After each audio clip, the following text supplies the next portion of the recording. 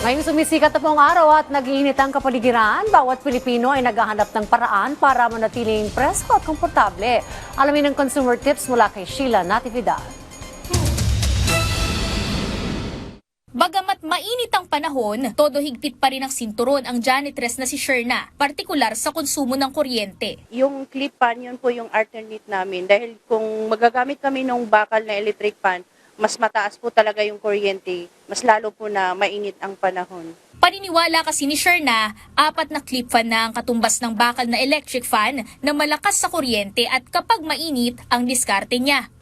Ano po, more on water lang po. And then, kailangan po na mayroon kang pamuna sa likod. And then, kung sobrang init na, pahinga na lang po saglit. Ngayong panahon ng tag-init, kanya-kanyang paraan ng mga Pinoy para maibsan ang mainit at maalinsangang pakiramdam. Kaya naman naglabas ang Department of Trade and Industry ng mga practical na tips para sa mga consumer ngayong summer.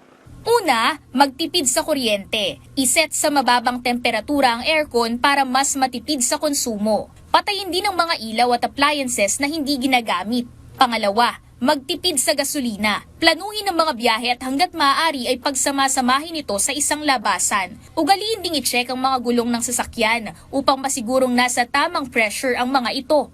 Pangatlo, shop smart. I-check at ikumpara muna ang mga presyo sa pamilihan bago bumili upang makatipid sa gastusin. Timbangin din kung alin sa mga produkto ang talagang kailangan at hindi pa agad kailangan.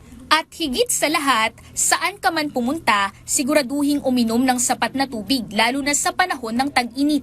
Sheila Natividad, para sa Pambansang TV sa Bagong Pilipinas.